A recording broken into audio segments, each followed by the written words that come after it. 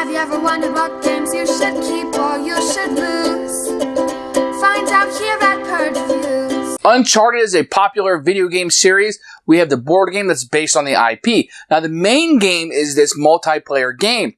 But that game really is like this solitary experience that you're going on. Sure, people can come in and take what you're stealing and help you fight the bad guys and stuff.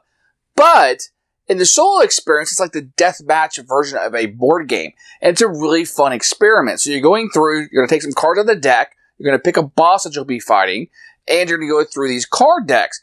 And you have so many rounds to kill all the bad guys. So a lot more action in this one, but you're still exploring, you're still searching out treasures, you're still doing all those things, but it's in a solo experience. I really like this game as a solo game. Maybe even better than a multiplayer experience. I like this as a solo game. And one that I would highly recommend if you're looking for a light card game with this video game feeling. It feels like you're going through a board and there's a boss at the end of it. I really like that feeling. If you're a fan of Uncharted at all, you're really going to dig this. This is not dudes on a map that every IP now gets that's based on a movie. Instead, you're going to get this innovative little card play game, and it really works for me. I really like figuring out this puzzle. I really like going through it, and it's one I'm going to definitely recommend if you want a lighter card game that plays solo that kind of feels like you're on that adventure and you like video games or you have liked video games in the past. This is one for you. Check this one out. Very high on my solo playlist. I like it quite a bit. It's going to be a complete shock to you if you think a game based on this IP would turn out good. It did, guys. It really did. Absolute keeper. Here's components for Uncharted, the board game. You can see it's action-packed right from the video game. It kind of looks like artwork. When you open it up, you're going to get a game manual inside.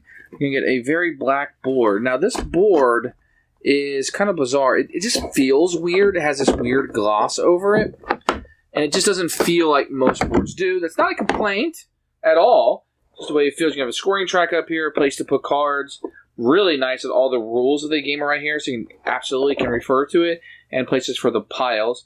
Not really needed, to be honest, but fantastic addition. You're going to have these little custom things inside. And this is like, I don't know, like cardboard, but it's weird. It's not like a normal insert. I put my little tokens in here.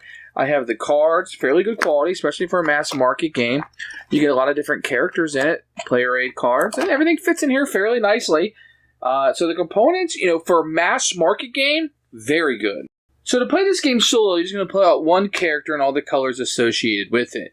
There are certain cards that you'll be instructed to take out of the decks in order to play a solo variant. There are different characters you can choose, which will change the difficulty of the game. So they recommend that you start out with Nathan Drake, and the hardest one would be Carl Scheifer. So depending on the difficulty of the game would be the character that you would choose.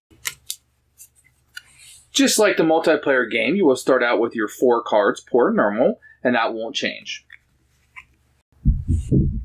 To set up for a solo game, you will take the normal cards and the special cards, and you will eliminate a certain amount of cards. In a solo game, you'll take out 4 normal cards and 4 special cards and include 1 boss card. Here's an example of some of the boss cards that are included in the game, and you would just choose one of these if you take on the helicopter, or this evil guy, or just another terrorist. So to set up the adventure deck, you're going to take the normals and the specials, and you'll separate them. For a solo game, you're going to take 4 of the normal, and you're going to take 4 of the special. You're going to take whatever boss cards you want, shuffle them into the shuffle deck, into the special deck, and then place the normal deck on top. So what you have is 4 normal cards shuffled, 4 special cards shuffled with the boss card to make 5 to create a 9-card deck. And that's how you do the solo. Then you'll draw 3 cards, just like the normal game, to add to the basic cards that you have for a 7-card hand. Then you play the game as normal, and what you want to do by the 6th round, you want to have all of the cards of the enemies defeated. If you're able to defeat all the enemies in the adventure row, then you win the game. If you die or any enemies exist in the adventure row, then you would lose the game after the 6th round. At the beginning of the round, where you would normally untap your cards, you're going to add cards to this row.